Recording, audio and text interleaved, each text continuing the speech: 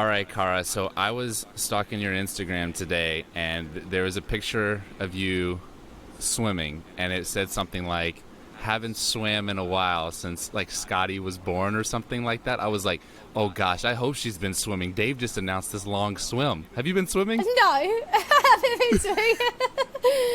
No, I like the last time I remember. Now, keep in mind, I'm pretty jet lagged and tired, so my brain has been like dusty the last few days. But the last time I remember swimming was pregnant, because I remember trying to squeeze in, like, I mean, at the pool, like properly swimming. I was like trying to squeeze into my like one piece, and I like just got it over my belly, and Oh my goodness. yeah, like I think maybe once, I don't even know. I don't think so, because the reality is like I just can't, like with my husband's schedule and like when swimming comes up, like I just can't do it. Like I can't leave. My kid won't sit at the pool while I just swim laps, she's not going to just like sit peacefully on the side. Yeah. Yes, I think maybe once I've done it like more recovery style. So first time actually doing it like kind of properly in a while. Okay. Oh my gosh. Well, yeah. So obviously that first event is announced, and then I see that on your story. I was like, oh, come on. Like, obviously, I know all the Aussies are just crazy when it comes to anything in the water. Like, if it was up to y'all, I think the whole CrossFit Games would be in the water. Yeah, I definitely prefer a water start than any other start. It's see, like, I mean, I am at an advantage that I am an Australian, but the only sport I did as a child was swimming. So even though like it's a different kind of fitness that you have to kind of like rebuild, the second I got in the water, my body just knew what to do. Everything just like fell into place. And that's the beauty of muscle memory, of doing something from when, like we first get in the pool at like a 2 or 3 months old, and then we're always in the pool like as kids. So yeah, like I just might not be, I guess, the absolute best like kind of fittest version of swimming that I could be there, but I'll be okay. I'll be all right. It was I don't know how I found this in like the Kara Saunders archive, but I did. When I was looking on YouTube today, and there was this old podcast that came up. It was probably a few years back, and anyways, it got really awkward about halfway through. You guys were talking about periods for about 30 minutes. I don't know, you may remember, but anyways, you tell this story at it was towards the end of the podcast about as a kid, and you set an alarm clock, and I thought this was fascinating, and I was wanting to know how old you were. You set an alarm clock every day, or most days, to go to the pool first thing. How old were you when you were doing that? So it would have been primary school. I'd say maybe from like grade 3. So like, I don't know how old you're, like 8 maybe, from about 8. Yeah, you're 8. Yeah, might have been younger. I'd say safely around grade 3 and onwards. Yeah, I would, so like I lived across the road from my school, like across and down a little bit, and Okay. yeah, so I had to start swimming training at like 5:30 a.m. So I had to like set an alarm on like the alarm clock on the bedside table, and I would like get up and walk over to the pool like in my towel and my togs, and if I slept through my alarm, Lord help me, because I'd be in trouble. So yeah, like I knew to get up and go to swimming. If my mum woke up and I wasn't wet from swimming, then I was in trouble. Oh my, okay, so all right, that makes me feel a little bit better about this whole CrossFit Games thing then, right? Because that's crazy. So what got you into swimming? Like, was that just like a thing, like, well, there? Yeah, like most kids do like some kind of swimming club, like recreationally, in Australia anyway. It's kind of like, I explain to people over here, like you can go to most schools or colleges here and everywhere has a track. But like back home, no, there's very rare that you'll find a track, but there'll always be public pools and school pools. Like most schools, pretty much every school will have a pool, like a 25-meter pool at least. And so, that's obviously a factor. It's in like our culture. But for me, my mum was always working, and she was a single parent, and it was just the easiest, and it was actually the most cost-effective thing for me to do. Like a semester of swimming was a lot cheaper than a lot of other sports. Like, to do gymnastics or something like that was quite expensive. So, and the main thing was that if she was at work or whatever, I could get myself there. So Right. I only had to cross one street, and then walk down the road. So it kind of like ticked all of our boxes in that I was still doing something active and still involved in sport. But yeah, if she couldn't be there, which was pretty common, then I could still do it myself. So yeah, like with carnivals and things like that. So yeah, and it was cheap. Oh man, so my wife and I were swimming this weekend, and I asked her, I was like, did you do like swim lessons as a kid? And she was like, no, we didn't do no swim lessons. I was in like basketball, and so anyways, I was just wondering. Yeah, we Maybe don't. this is a thing. Yeah, it's just like such a cultural difference, like around the world, I guess, the kind of sports that are like really common. Like we do, as part of our school curriculum, we do swim safety. Like they teach us to swim in our clothes, and you have to get, No way. yeah, like you have to get certifications, like treading water in like a full outfit that you bring to school. And because it's like, it's warm and there's pools everywhere. So like swimming safety is really important for little kids. And then yeah, it's just kind of like the main thing that like most kids do, whether they're doing it competitively or not. Everyone's pretty much getting involved. But like, I didn't really play any other sports. Were you your only child, or did you have siblings? I was an only child. Yeah, I was an only child, and then when I was 13, my mom adopted my cousin. Complicated story, but so up until that point, Yeah. and technically, like on paper, I'm an only child. Yeah. Wow. Okay. Yeah. Because I was looking for that. I was like, you know, did she have any brothers or sisters? And I couldn't find anything on that. So okay, Yeah. that's good to know. You only child, and then so like swimming was your jam, and then I found it fascinating that the PT was the person that recommended CrossFit to you. Like I thought that was the most interesting part of the story. Yeah, it was like, CrossFit was kind of just appearing in Australia and becoming a little bit more popular. And so, Yeah. like, people in regular gyms were hearing of it, and it was like this new cool trend coming through. And so, yeah, like certain PTs were always like looking for new ways to keep their clients fit and keep them interested. And, I just really like to mix it up. So he was like, hey, I found this like crazy wild thing. I think you're going to love it because it's super interesting and it's really challenging. And I did. No kidding. So okay, so obviously, like if you Google Cara Saunders, one of the first thing that comes up is either a clean ladder or the Murph event, right? Yeah. From was that the 15 games? I can't remember. That was 15, yep. That was the 15 games. So watching that, and I guess I didn't realize like the whole story, but were you, and this is all from that one podcast about the periods and it got weird, that I don't even know which one it is. I'll text it to you after Okay. this. It was odd. Like the dude went on for, I'm not exaggerating. I started counting. I was like, I'm now uncomfortable. But he's going on this long about this. Anywho, but it sounded like were you injured going into the 2015 season or games? Yeah, I was. So No kidding. 6 weeks before regionals, because we had regionals back then, the regional Australia, the Pacific region or whatever. I was training, like there was like 3 instances I think where I was like feeling this kind of like sharp pain in like my hip and back, and then I did one workout. I can't remember which one was the final one. I think it was a track session, and I was sprinting. It was like really fast sprints off the mark, and I was like, yeah, something's not right. I couldn't sprint, and I went and got some scans done, and I had a bilateral stress fracture in, I don't know, it was like L4 or 5 or something down there. So I what had started off as probably just a fracture that's kind of like cracked through a little bit and was okay, ended up being like I cracked both bones all the way through.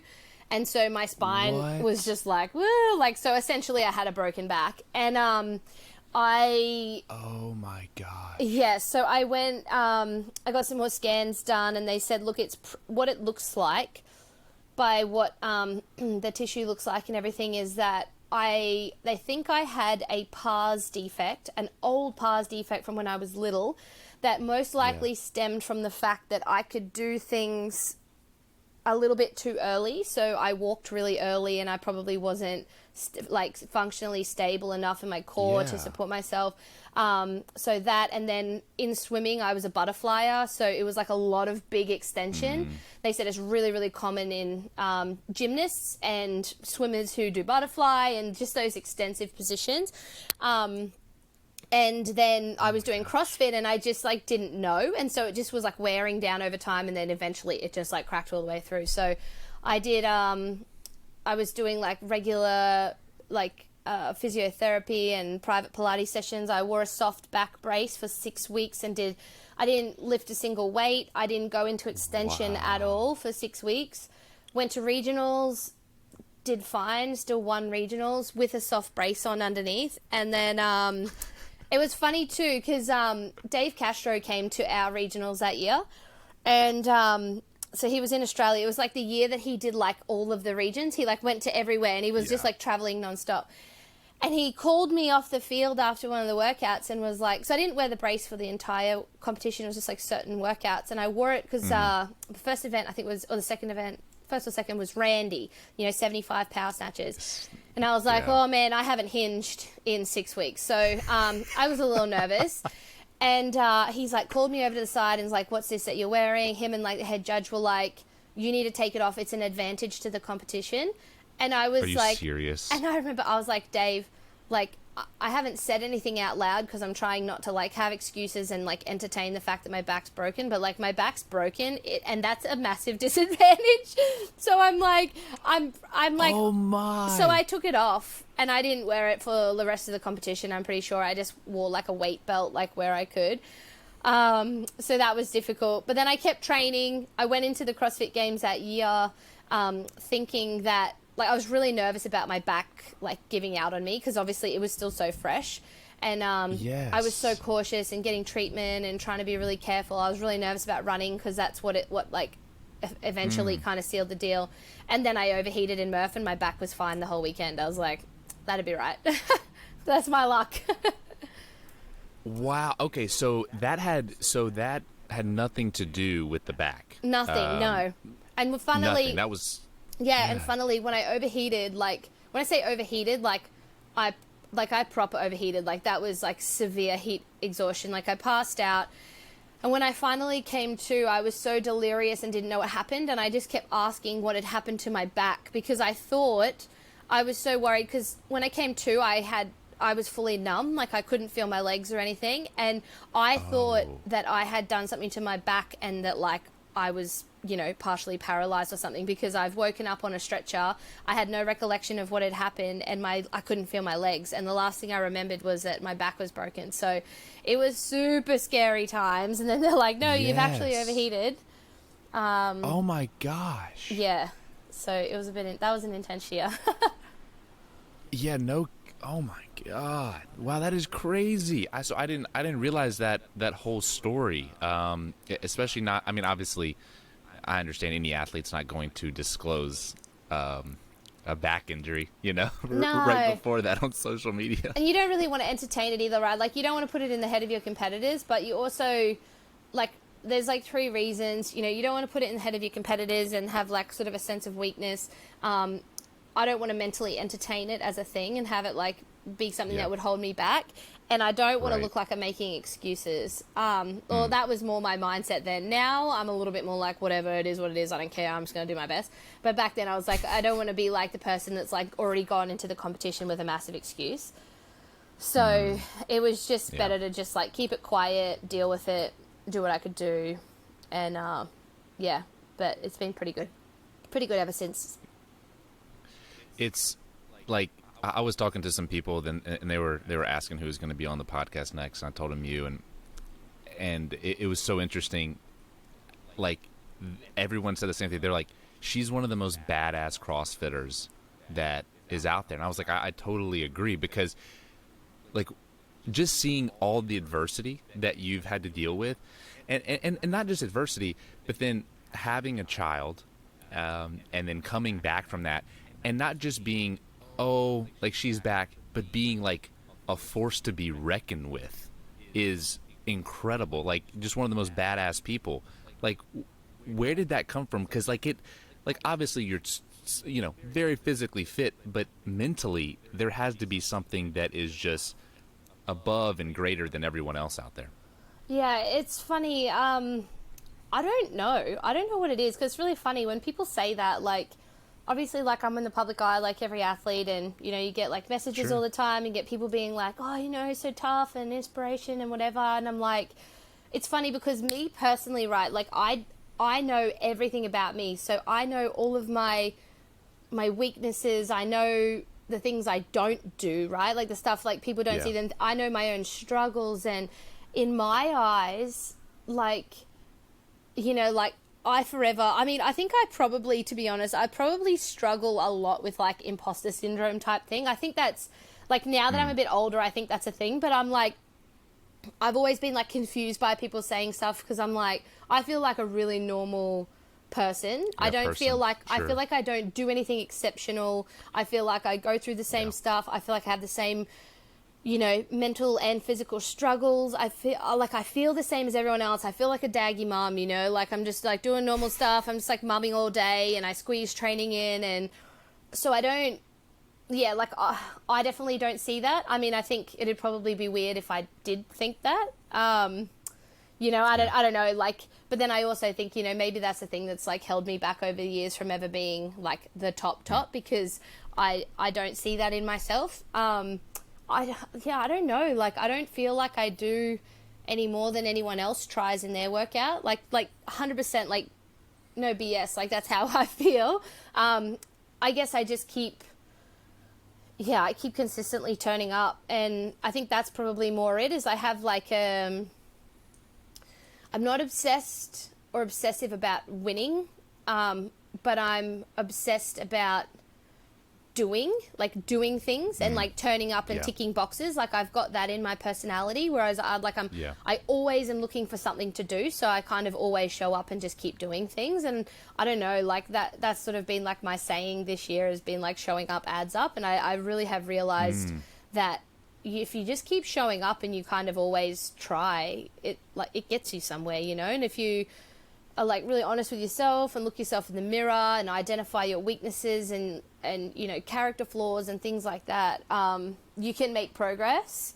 And I don't know, I think maybe that's all it is. But I'm probably the wrong person to ask. I think probably the person to ask would be like my husband. Like, he can probably see it close but outside of my own head. But in my head, I'm like, Yeah. I'm a normal person who works out and does normal day stuff. I still cook dinner and do washing and look after my kid, and like, there's no like super life going on behind the scenes, Right. But like, isn't that kind of what makes it special though? Is that it's doing the I don't know, seemingly mundane, like you said, doing the washing, doing the clothes, doing whatever you have to do, but still being able to perform like at a high level. Like, I think that's what's so impressive. And like, when people say that, because I was thinking about that, I was like, she's right, but yet we all put people on pedestals and platforms to some extent, right? I mean, I think it's kind of human nature to a degree, but it's so interesting. And I think like, we look at these people like yourself and we go, okay, yes, they might be ordinary, but they're doing seemingly extraordinary things with what they have. Does that maybe make sense? Yeah, it totally does make sense. I think ultimately, like, what it comes down to is if somebody's like doing what they like and what they want. Like, I like what I do. It's what I've known for most of my adult life, is training like this. And I had a strong foundation, before I had my daughter and everything like that. And Yeah. it's the same as like, if someone has like a really high profile like corporate job, and they have kids, like, you see they go back and then perform just as high and work just as hard and still come home and look Right. after their kids. It's just, obviously mine's like physical and like the top athletes in the world already have like a physical capability that's like Right. better than Yeah. most people in the world. So I think that's where it comes, is like, there's not many people that can do what we do. So the light is shone on us a little bit more than other Yeah. people who are actually still achieving really, really highly. Right. But a lot of that comes from a foundation of training for years and years. You can't deny genetics in a lot of ways, like in how you tackle Yeah. projects. And also, like, obviously I was physically blessed in a lot of ways, and then I worked on top of that. But yeah, I think it just comes down to like what you choose to do. And I think if you know, like if I just wanted to be like just a stay-at-home mum and nothing else, like I'd probably be kicking goals in that department just as much, and in my eyes, like be killing it. But it's just no one would see it, right? Like no one would see it. And there's like women doing that, you know, all around the world, and they're just like badass, awesome, like best mums ever. And but no one sees it. No one sees how exceptional that is. So yeah, I guess there's a golden standard sort of for everything. It just depends on how visible you are. Did you ever think while you were pregnant that like, hey, I just want to be, you know, like a stay-at-home mom, and you know, I'm done competing? Did that ever go through your head? Yeah, like when I got pregnant at the end of 2018, actually when I went into the games, like when I stepped on the competition floor in 2018, I was like over it. I'd just been like doing the games for so long, and I was just mentally fried. I was exhausted. Yeah. And I like didn't want to be there, and I didn't realize until I got out onto the competition floor that I didn't want to be there. And I was like, oh, this is unfortunate. Yeah. Oh well, I'm here now, I'll just keep, you know, showing up as best I can. But like my head wasn't in it. Gosh. And then you know, obviously then I fell pregnant, and all I wanted to do, like my body was just like, I couldn't help it. It was like you know, the universe was like, and my body were like, you need to be a mum, like you need to have a baby. Like I was craving it, and I knew that's what my next step was. It was mama bear. Yeah, I just like, I guess it was just my age, and I was like super loved up, and you know, like it was just like this chemistry between Matt and I'm like, I just felt like I had to. It was like this instinct. And and then I fell pregnant like super fast, and I really wanted to be pregnant, and I really wanted to enjoy that. So I told myself I was going to enjoy the break because I was tired. I came out of that season tired, and I had been training hard for years and years. So I was like, I'm going to just enjoy it. I'm going to train however feels good for me, feels good for the baby. And I'm just going to let what's meant to happen sort of open up and present itself to me, whether I'm an athlete again or whether I just become a mum and work a job and whatever. And then it did, just like, I was like, I don't know if I'm going to compete again. I'll just see what happens. I don't know. Wow. You know, I'd never had a baby before, so I didn't know what my body was going to do. I didn't know how that was going to play out, if I was going to like have a really difficult birth, or, you know, what if my child was born really ill and I was like, you know, locked down taking care of her or whatever. Like there's so many things that can happen. And then, so literally she came out healthy. We had a brutal but healthy labor, so that was good. And then, you know, she was good, and then I just took it one day at a time, and I never had an expectation of competing again. I just thought, I'm just going to do what makes me happy, and if that kind of like opens up and gets somewhere, then it will open up and get somewhere, and I will just ride the wave. That was sort of my mentality, was just to ride the wave. And then I started to love it again after a rest, and after, you know, like having some time and doing what I obviously needed to do, which was have my daughter. Like that's where my heart was. After doing that, I was like, okay, I'm back in love with what I do now, and I'm just going to like take it slow. And then I went into the open, and I had progressed much further than I thought, and, you know, qualified for the games, and then it all escalated from there. So then I was like, okay, I'm really in it now, whether I was ready or not. And I just had to, like, last season was just like, I just felt like a snowball. Like I was just kind of like rolling, catching myself along the way. So that was wild. There's something to those mama bear hormones. I don't know what it is, but it's like have a kid and all of a sudden you're a superhero. I think like I don't know what it is either. Like people talk about mum's strength, and I always thought it was like a physical strength, as in like, oh, you can lift really heavy weights. Let me tell you, that is not true. I was definitely like not stronger. I was way weaker. It took so long to get strength back and mobility. So that's a lie. But for me, I think, you know, in those early phases, you have so much like oxytocin between you and your partner, like, and in your house, there's so much like happy, good vibes if you're lucky and things kind of go that way. Obviously, there's the alternate to that. I was lucky, was super loved up. We were in my little like home bubble. Life was good. And so I think that maybe that's a part of it. And then you're given these amazing hormones to cope with all the crap, right? You know, you're not getting sleep. Like if I get a really bad sleep, if I were to sleep now like I slept when she was a newborn, I would be a monster. but in those early days, like, your body has your back. It's like you're tired and you're still irrational and everything like that, don't get me wrong, but like you can just seem to cope. And so I think taking that into training, like, I could just kind of cope. I could just show up and do what I could do, and then just sort of like, I wasn't that far along. Like, I got pregnant a week after the peak of my fitness that I'd ever been in my life. So, I hadn't like lost everything. And it just like kind of comes back. Your body knows, like, being healthy before and during is really what helps that after process, Oh yeah, no, I totally, yeah. I mean, obviously, I don't know. I don't want to act like I know because I haven't done what you've It done. makes So sense, though. yeah, I don't want there to be some keyboard warriors out there. You don't know. I know. It's okay, guys. I understand. Yeah. We're all good. I heard you say something that I thought was interesting. And correct me if I'm wrong. You said in 2018 when you showed up at the games, you said you were kind of over it. Which is interesting to me because in 2017 you had your second place finish, right? Mm-hmm. Yeah.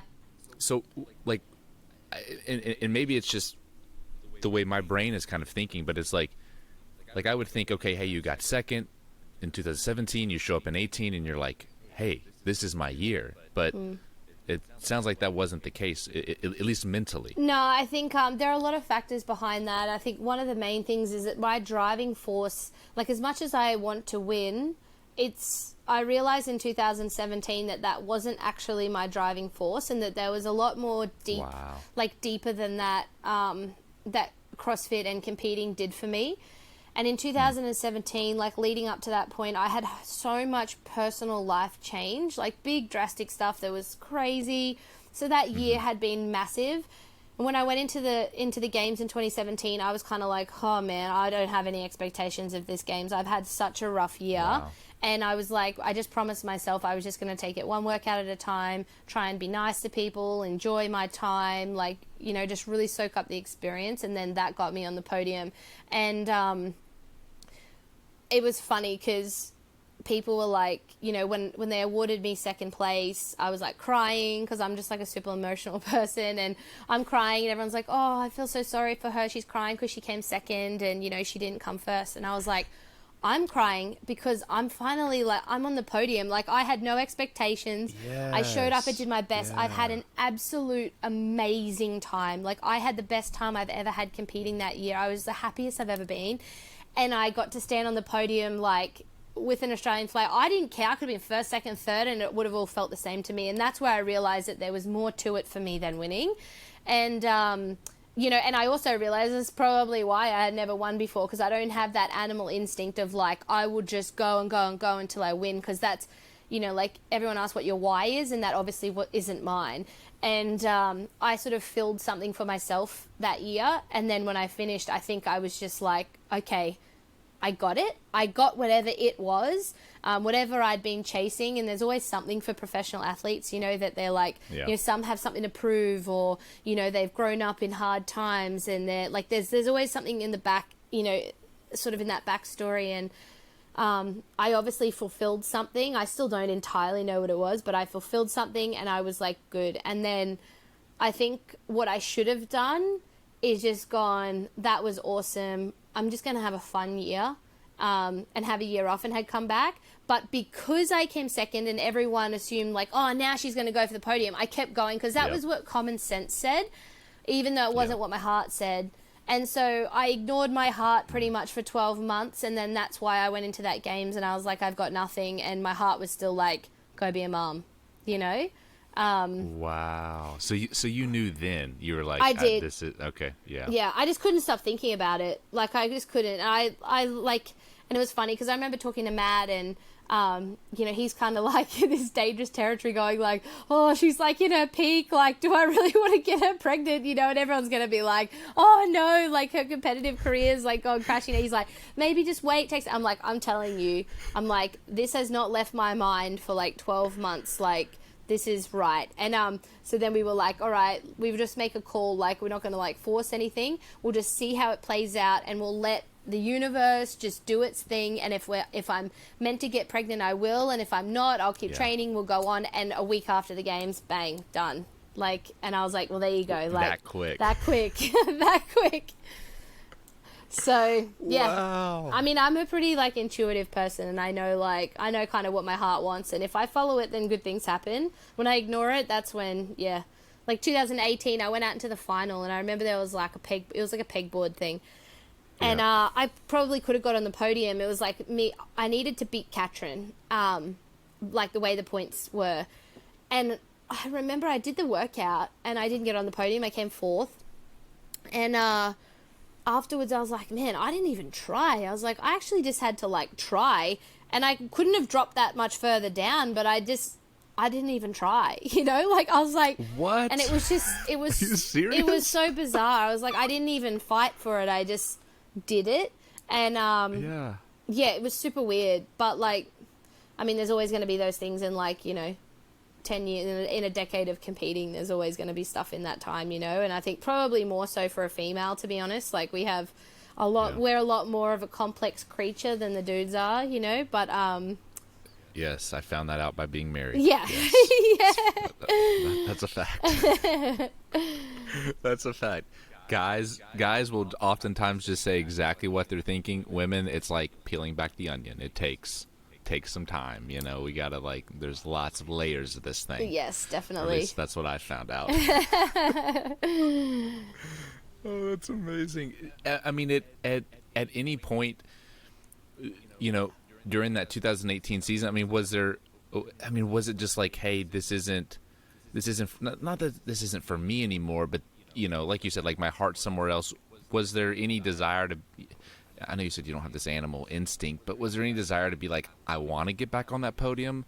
Because, I mean, I trained so hard and I don't want to waste it. Kind of like the idea of, you know, the sunk cost, like, fallacy, where the more time you put into something, the harder it is to, like, come away from it. Yeah, for sure. Look, all of those things go through your head at, like, random times anyway. Like, in one competitive season, or, like, every single year of my career, like, you have, like, ups and downs the whole time. Like, I'm done with this. This is my last year. Like, you know, you get the last couple of weeks before you come to the, like, before I'd come to the US for the games. And every year I'm like, I'm done. I'm retiring. Like, it's just so bad. It's so hard. And it's, like, taking up all my time in the day. And I'm so tired. I can't think straight. And then, yeah, there's, like, you know, on the flip side, they're like, oh, I can't give it up, though. I've come so far, and it's my job, and what do I do after, and I don't want to waste all my fitness. Like, all of those thoughts come into my head at random times, and I just kind of, like, I don't know, process them as you do every other thought, you know? Like, but I feel like if I listen to my gut, like, I'll know properly. Like, you just know when you're done or when you're not done, and I think... the one thing I do know is that when I am officially done is, like, I kind of want to I owe it to myself after having done it for so long to end properly, you know, like, if I had have ended the way that 2018 ended, I don't think I would have ever been satisfied with that, like, part of my life, because it was just like I didn't want to be there, and then I just went and had a baby and disappeared, and, you know, like, it kind of wasn't how I wanted to go out. Like, I kind of would like to go and, you know, like, really experience it for the last time and have a good time, and then be like, okay, I've done a really good job. I've got something else waiting for me. I've got somewhere else to be. That was awesome. Thanks for the times, you know, like, see ya. You know, I think I owe that to myself, and I think I'll know when that time comes. Yeah, you, like, hear all these stories and these athletes that'll come out and they'll, you know, announce, you know, this is my last year, and, you know, do or die, putting all the chips in, whatever thing that they want to say. And it's interesting to me because, and maybe it's just me, I feel like that's almost too much pressure to, like, perform. Yeah. But I guess if you've already made up your mind, if I get 40th place or I get first place, I'm okay with either. Then, okay, I guess so. But that seems like so much pressure. Yeah. I don't know. Maybe I don't think I would ever me. put... No, I know me for certain is that I would never put, like, I would never say it out loud to anyone else. It'd be something that was really internal if this was my end. And I think you have to be certain, the way that you know that...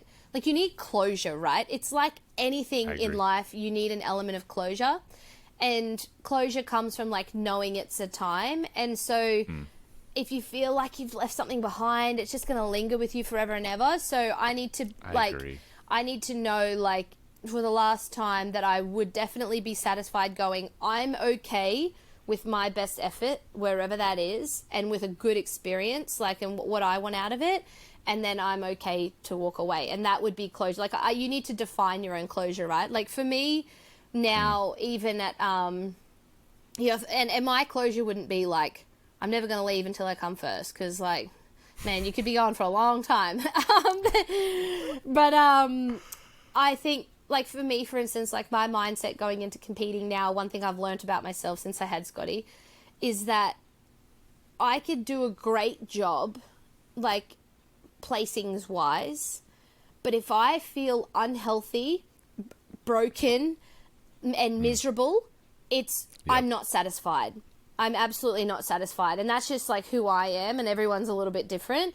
But if I feel like I've gone in, like, I am healthy, I've done all the right things, I've maintained my body as best I can, I've taken care of that, and obviously it's hard, but if I'm still enjoying what I'm doing, and I did and genuinely, like, the corniest thing you could say, but, like, do the best that I could at the time, then I'm good. I'm happy. Wherever that lays. There'll always be disappointment with, like, not placing super high, because I still am obviously competitive by nature, but it's not enough to consume me.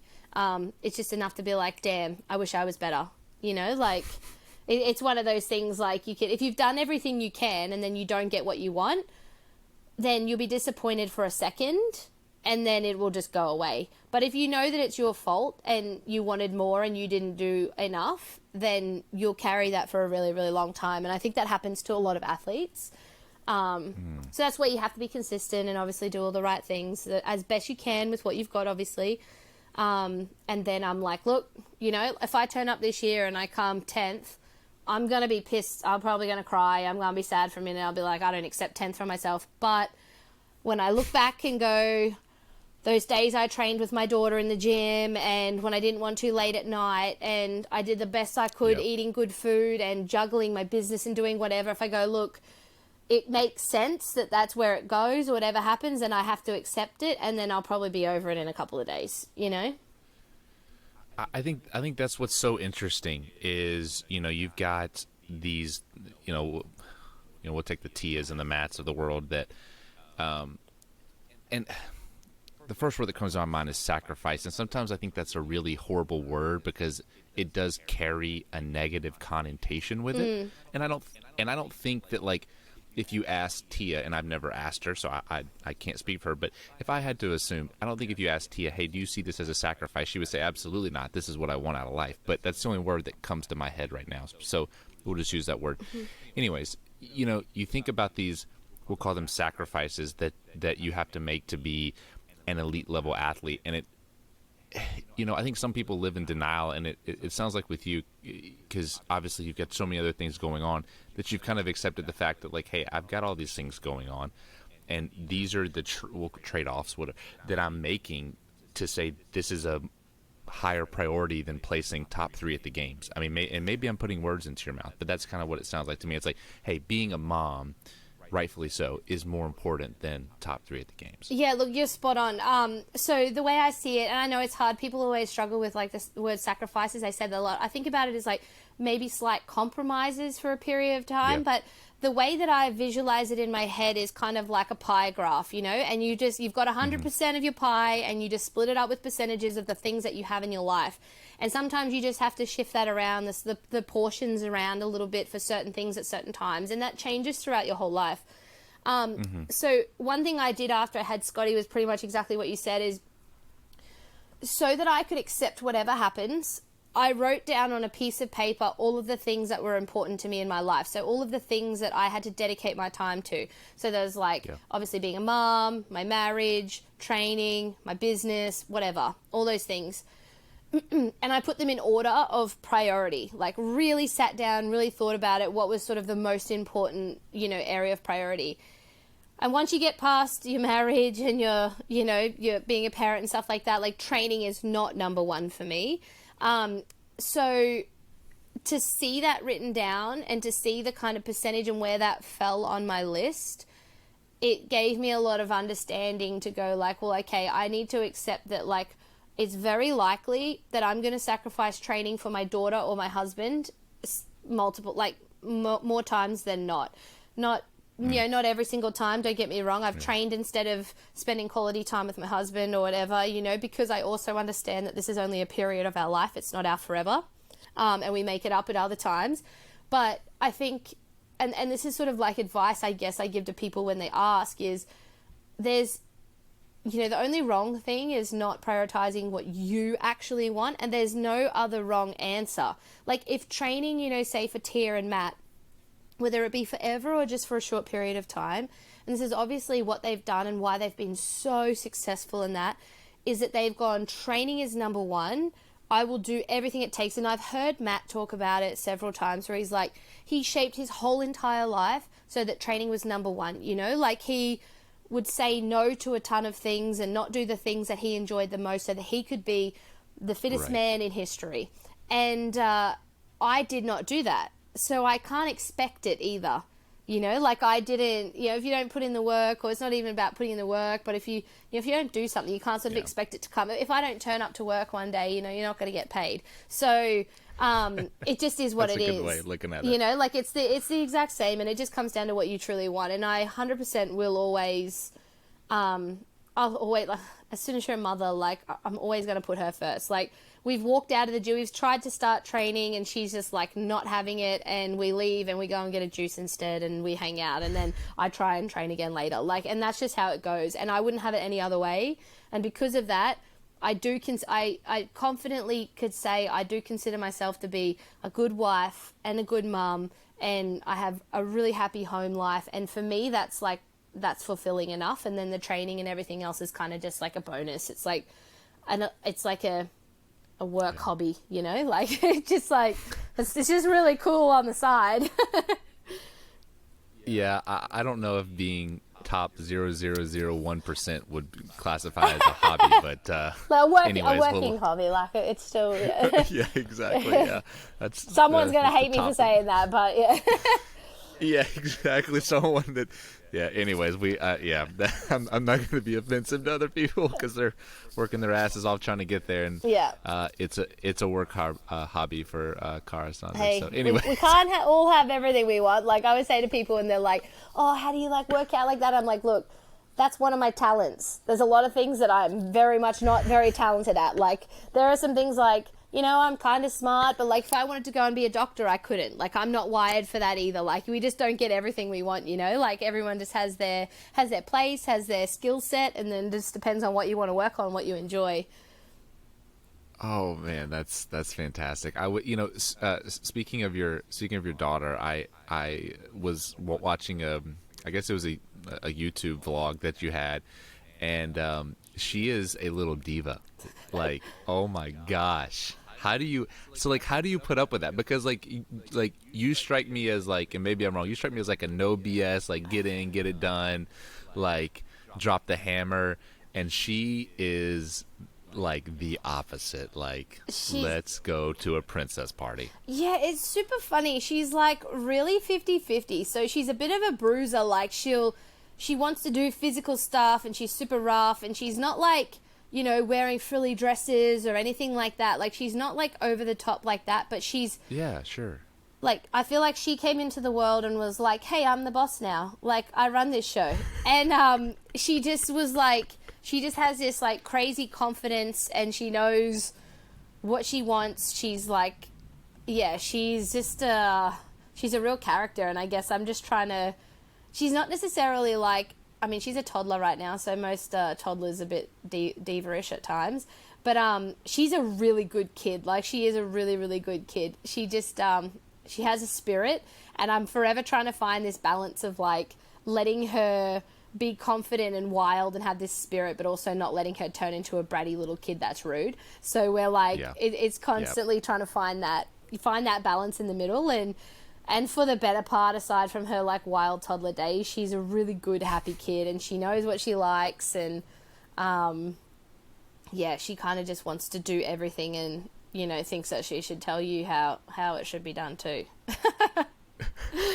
You're like, where did you get all this confidence from? Yeah, literally, as soon as I came, It's funny because when she was born, Matt and I both said, like, we felt like she was never a baby. Like, she kind of was just born and she was like, hey guys, like what's for dinner? Like, you know, just, It's she like, was just little like, human here. yeah, she was like so grown up so quick. And he said to me as soon as I came to the US, he goes, I swear, like, she just changed as soon as I left. Her whole persona changed. And he goes, I swear she thinks she's taking care of me and not the other way around. So she was all of a sudden like mumming him, and like, you know, That's he would drop amazing. something and she'd be like, are you okay, daddy? I'll get it. Like, doing all this stuff. And she's just like being good and like running the house. And he's like, I'm the grown up, you know? But yeah, that's just her. So she'll do great things. That's for sure. Gosh, that's so amazing. I mean, it's got to be like this, like little. I mean, in a way, like a little like mini me, but it like she like it sounds like she just has her own little like aura about her, like her own little world, you know, that she's like living in. And I'm sure the gym is a jungle gym, and it's amazing and Yeah, oh, endless yeah. adventures. Yes. I was looking on your Instagram, and I saw this one post, and actually my wife sent it to me. She was like, "This is the most badass post that I've ever read," and I'll read it to you. And it says, "People always feel the need to tell me how they view my body. Weird. Half the time, I get them telling me how amazing I look, and the other half saying that I'm too muscular and not feminine. Imagine," this is my favorite part, "imagine if I did the same back to the people who don't work out." I remember that post. What was the impetus? What was behind the scenes on that? I can't even remember. I think I had a few instances. Usually it'll be like a couple of things in like a short period of time, and it just gets me thinking. I'm a deep thinker. I like, my thoughts go wild, and I'm always like, you know, Matt like is super simple and it's just like black and white, and I'm like looking for these deep answers to everything, you know, like why people do things and whatever. And Yes. so I was just gone into this like this deep thought after like people had been making comment or doing whatever. Some are nice and some are not. And yeah, I just thought it was really odd. And look, social media doesn't do anyone any favors, because people are like always Agreed. and now like at once upon a time it was like, oh, I'm going to show all the like, you know, the highlights, and then there's like the fake posts of realness, you know, like, oh look, I have like a roll on my belly or whatever, like. And I'm like, how about we just like, how about, like, in my opinion, I'm like, let's just not talk about like bodies, like people's appearance, like good or bad, and let's like talk about how people feel. Let's talk about like how they're achieving things or whatever, or be like, you know, you might make comment to someone and be like, man, like, you know, I'll see someone I haven't seen in a while and I'll be like, man, you're glowing. Like, you just look really good. Like, are you happy in life? Like, stuff just going well. Like, Yep. it's really nice to see you looking so, you know, vibrant. Or if someone, like, alternatively is not looking so good, like, don't tell them they look like crap, but be like, hey, you know, like, is there anything I could do for you? Like, how's life going? You know, like, help them with something, cook them a meal or do whatever. But I find it really bizarre, like, especially that people, like, social media, they'll type whatever, but, you know, people will come up and be like, oh, you're so muscular, like, what are you, oh, like, look at, you know, us, and I'm like, cool, and I'm like, so imagine if you were, like, struggling with your weight, and you're, like, you know, significantly overweight, and just, like, put it, like, in the most plain context ever, but, like, I get discriminated against because I'm a muscular female all the time. And I'm like, imagine if I went up to someone and said, like, oh, wow, you're really overweight. Like, oh, what, how does that feel? Like, what, you know, why is that? You know, can you imagine? Like, I would be, like, it's not nice. It's not a nice thing to say to someone unless there's some kind of intention behind it of someone you know who you genuinely care about and you want to help them or whatever, or they've come to you, but, like, it's just not your place to make a comment and be like, oh, you're, you know, like, whatever, I don't know, like, you know, maybe within your close friends, you know, like your close little trusted bubble, but, and I guess where I go with it too is, like, some people attack me too because they were like, oh, you know, saying that I was rude for not accepting compliments or whatever, and that's not the case. Like, I awkwardly accept my compliments, and I don't know what to say, and I say thank you, like, I don't know what to say, you know, like, and I think it's really nice when people do give people compliments, don't get me wrong. And there's definitely a grey area there.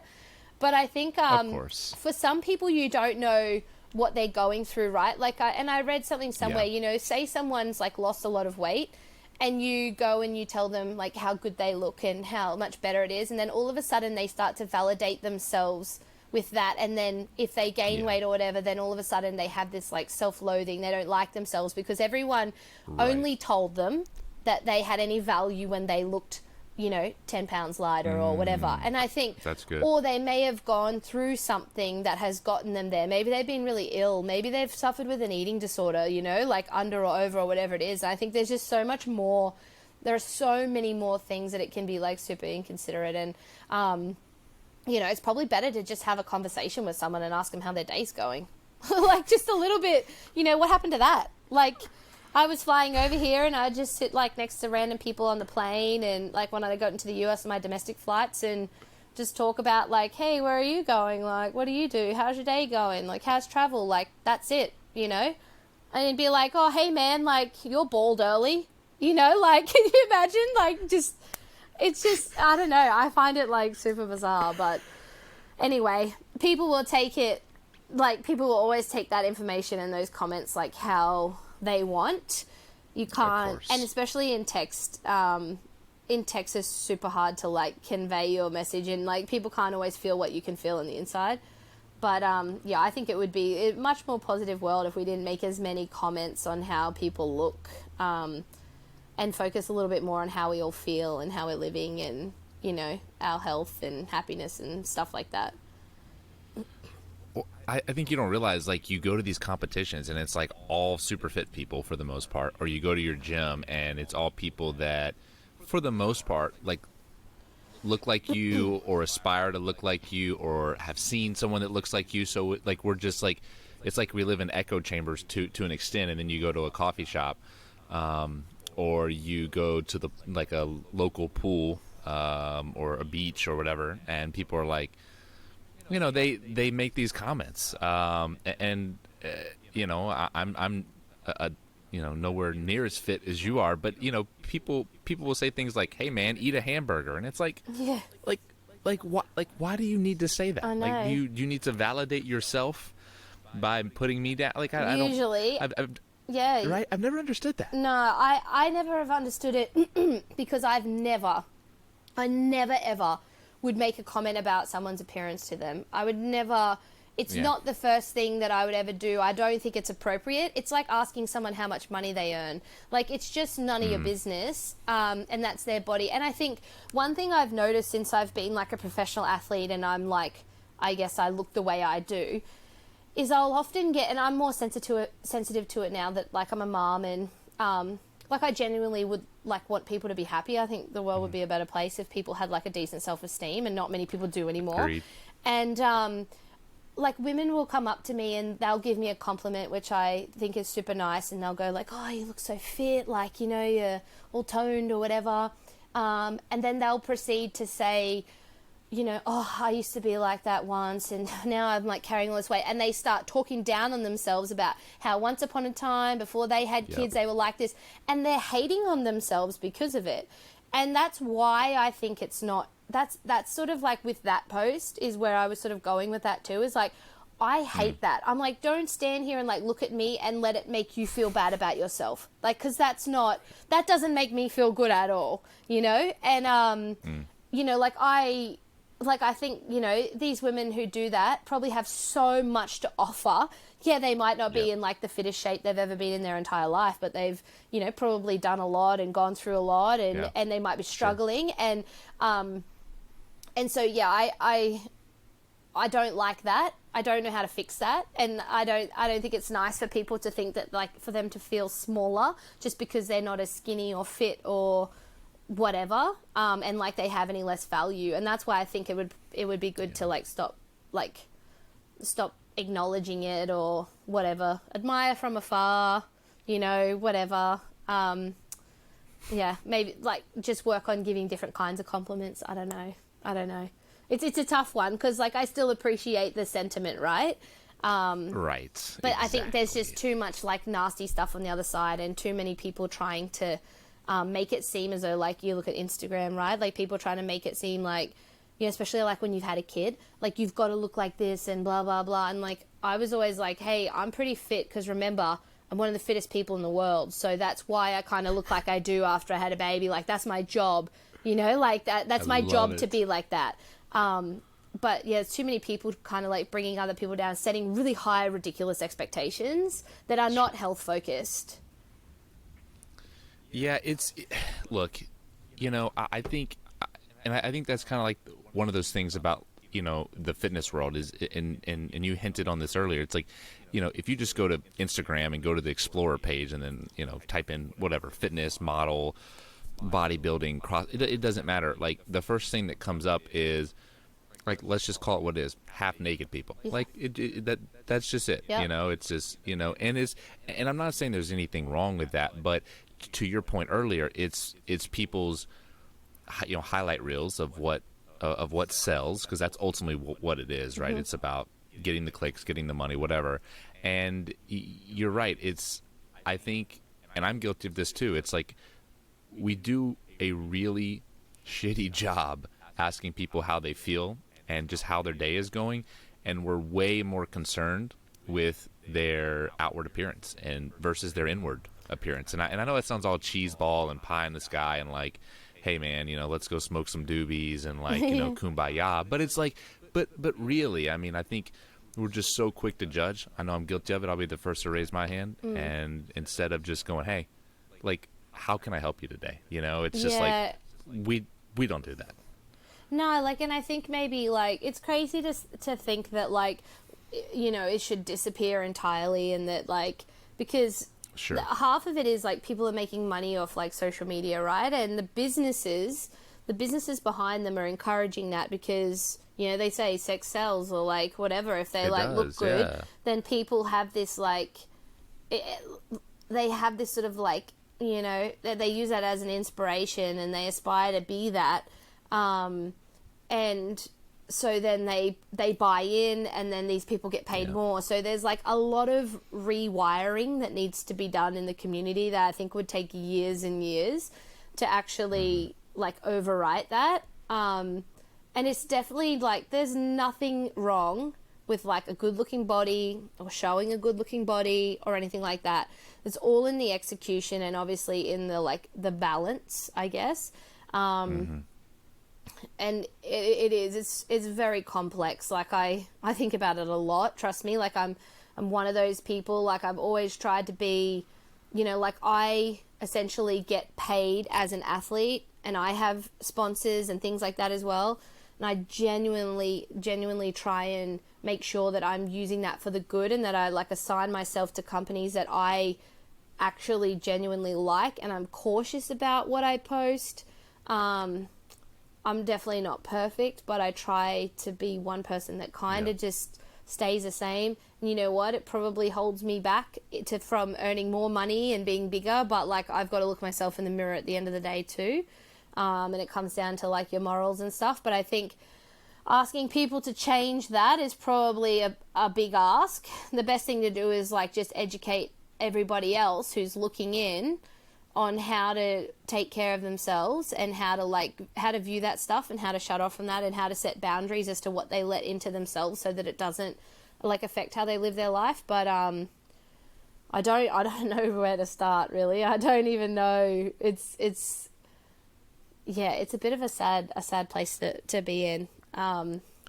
Yeah, it is. I heard this analogy once, and you talked about being careful with what you let in. I heard this analogy once, and the guy said, you know, and he used a fitness example. He said, think about if you ate McDonald's or, you know, fast food every day, and you ate all this candy and all this junk every day, but you expected to be fit, you expected to feel well. He said, now think about social media. If every day, all day, all you're doing is intaking these things about how you should be, how you should feel, how you should look, and that junk is in your mind, yet we think, you know, that people aren't, you know, having a tough time with, you know, their self-confidence or their self-esteem. And, you know, even in that post that you made, and I love this, you said, you know, look, confidence is is something that's undefeated. Confidence is something you only have to prove to yourself. It's not about proving that to other people. It's just something that's inside of you. And so, anyways, that was just something that as I was scrolling through today, I was like, man, I really connected with that. I thought that was thought it was a cool thing. Yeah, and I'm definitely no pro, but it's like, I mean, I don't think you really master something like that, but I think that what actually reminded me is I saw this, there's a painting in Bali, and I was over there, and it's like this, it's super cool. It's like this old lady, and she's sitting there with a cigarette, and it's like, and it says, confidence has no competition. And I remember seeing it, and I was like, yeah, you're right. I'm like, by working from the inside and creating, like, confidence comes from what truly makes you happy, right? And like, what makes me happy is going to be really different than what makes the person next to me happy. Neither of those are wrong. And if you're confident, it's almost like you just can't even see all the crap, you know? You're like, there's no competition, because in my eyes, like, I love me. I'm good. I'm doing all this stuff that is like, makes me so happy. Right. So I'm like enjoying it. And like, you just can't compete with that because we're individuals. And it just, it resonated with me so strongly. And I've been working on that so hard for years now. And, even more so now that I'm a mom, and especially to a little girl, because that little girl is going to become a shadow of me, and it's not about what I tell her or like what I tell her to do. She is going to observe and soak up my energy and my personality and how I do things and how I view myself. And as soon as she was born, I was like, this is the most precious little thing that I've ever had, like, seen in my entire life, that it would crush me if she was miserable and if she didn't love herself. Like, I think she's perfect. And I'm like, so I don't want her to shadow, like, if I felt like that and then she copied that and then she struggled in life and I would blame myself. Like, all I want for her, I don't care what she does, who she is or whatever. If she's good and like confident and happy, like, I've done my job, you know, like, that's, I'm happy. If she's like happy to leave and go do stuff and leave me behind and live her best days, then like, I'll be sad she's gone, but I've done my job. And so that it gave me more of a purpose it was greater than me doing it for myself, which I think probably women in particular like need a lot more, because we often don't necessarily do it for ourselves, but we'll do it for people that we care about. Ain't that the truth? Yeah. So as we kind of look forward to the games, I know you said you're with Dan Bailey now, and just real quick, how did you get connected with him?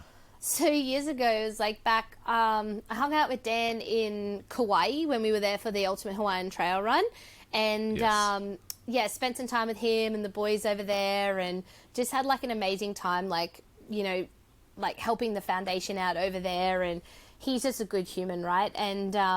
And then when I needed somewhere to go in 2017 before the games, he pretty much like just took me in under his wing and was like, yep, come and stay with me and I'll help you, you know, write your... This was like before I was with Nick, and he was like, for this couple of weeks, I'd left my old gym and I was like, I don't want to do this on my own. And he said, yep, come and I'll help you and we'll write some random workouts and we'll fully cuff it, you know, like we'll just do what we can. And so then coming over this year... one of the things that was important to me is I was like, I have to leave my family this time, which has been really, really tough.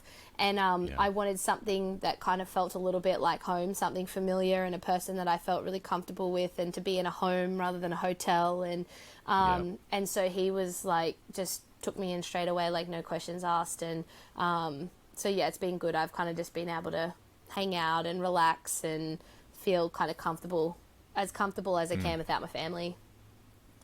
Yeah, so you're doing a lot of bicep curls and pretty much, yeah. bench press. Yeah, I'm gonna be so jacked by the time I get there. I feel like every other Instagram post. I mean, let me tell you, if there was like a bicep sponsor, Dan Bailey, he's Yeah, I'm pretty sure he's out there doing that right now. Okay. That's amazing. Okay, so all right, so hanging with Dan. So obviously you're prepping for the games, and here in really a couple. Oh my gosh, what, 10 days, something like that? I think it's less. It's like 7 days till we register. It's maybe 8 or 9 days until we do our first workout. Okay, yeah. So you've obviously seen the first. I think Dave released the first 3. Well, not necessarily in that order, but he released 3 workouts. Events, yeah. 3 events. Any likes, dislikes? Any Any thoughts? I love starting in the water. Whether I'm good at it or not, whether I've, been able to keep up an element of swim fitness, I don't know. It doesn't matter. I love getting in the water. I don't know, I just feel like I'm reborn when I come out of the water. It's such a fun, happy start. It's it just takes me back to my childhood, and I'd always prefer to be in the water than a super long run. So I was to do a long swim and paddle. I was like, this is a good start. I've classically done a lot better on a swim start every year than I have on a land start. So that was really cool. I was like, I really need that this year. Even if I came dead last, I just need to do something that I enjoy. And, and then there's the run. So the 500 meter run, or 550 yards. 550 yards. Yeah. So it's a 500 meter-ish. So that's look, it's bad. There's nothing, it's bad. It's going to hurt. But at the same time, I would rather a 500 fast run than a 5K. So that I think that'll be good. I can hurt for that long, and then it's less than 2 minutes. I can get over it. It'll be fine. And then the other one was the ski erg and sandbag and rope climb. Looks fun. It's very CrossFit, right? So yes, very CrossFit. Yeah, there's nothing so far that's look, there'll be something. There's always something where you just cringe. But I literally just keep telling myself, you can only do what you can do. You can only, I can go out there and I can mentally just, struggle, and I can make it so much more painful than it needs to be. Or I can just accept that I can only do what I can do. And usually the workouts that are worse for me are the ones I'm good at, because I get way more stressed about the expectation, and I can usually go faster or harder and they hurt more. Whereas the ones I'm bad at, I just stand around having to rest. So, or I'm slow. So, we'll just see what comes up over the next week. Do you, obviously I know Nick is your coach, but do you have someone going? Because since your husband's not here, do you have someone going with you to the games? I mean, someone to corral you and handle you and deal with all the things, get you a coffee. No, I've got to put my big girl pants on and do it myself. So, So I'll have Nick there, and then he's obviously said the Brute team will be there. So if there's something crazy that I need, Dan competes in the Masters for the first couple of days, so then he'll be around, but he'll be working and doing stuff. But if I needed advice or something, I could, text him or whatever. But other than that, I will be there solo. I plan on pretty much just getting myself really organized in the days leading up to it. And I just got to take it as a challenge. I've done the whole year with Maddie and Scotty, and it's been a real team effort. So I kind of just feel they have to be there with me in spirit, we're still doing it all together, and I've got to it's I'm mentally preparing myself. I've got to carry the team. I've got to go out there and make sure it's all executed. It's good. You guys, this is the crazy stuff that goes through my head. But these are all my coping mechanisms that I've been practicing for the last week. But no, look, I've never done it on my own before, but I'm not the only one that's going to be doing it on my own this year either, because it's hard times, COVID is very different. It's affected a lot of families. There's a lot of people who have had to leave their families behind, leave their children behind, especially coming from Australia. So I'm not alone. It could be a lot worse. I also chose to come over and I didn't have to, so I just got to make the best of what I can and just be organized. It sounds like you're really setting this almost lower expectation than what you're capable of, because we've all seen you go after it, right? And I mean, and maybe that's a coping mechanism in a way of hey, I'm just going to try to bring it down and realism, but I think also there's a part of you that is hey, maybe I can do that, and it scares me a little bit. Yeah, I think at the moment, I just don't want to let myself get distressed and go into a panic because my conditions aren't the way they normally are.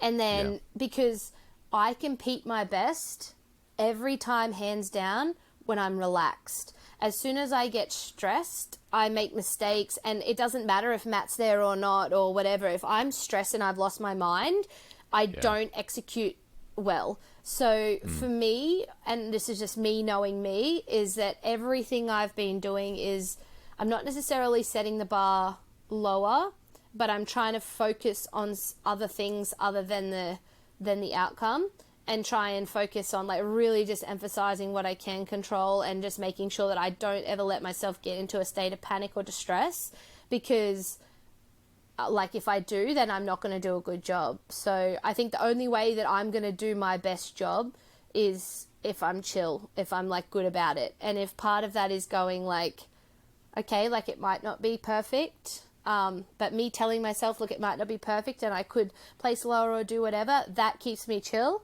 And then that might make me do better. So I still kind of have the expectation of high, if that makes sense. It just kind of, it does a little bit of a dance around. But I won't allow myself to put that pressure on myself, because, and I won't allow myself to let that sort of be my focus. But like, don't get me wrong, I'm conditioned a certain way. The second I step out onto that floor, like a switch flicks and like I'm on whether I like it or not. I'm competitive whether I like it or not. Like that's in my nature. I don't know how to not try. So long as my mind is good when I get out there, I'm going to do what needs to be done. And then, the placings will fall where they fall. Well, I know we're all rooting for you, Brute, and it's been like, it's just like, it's so cool to have seen your journey, because it really is a journey.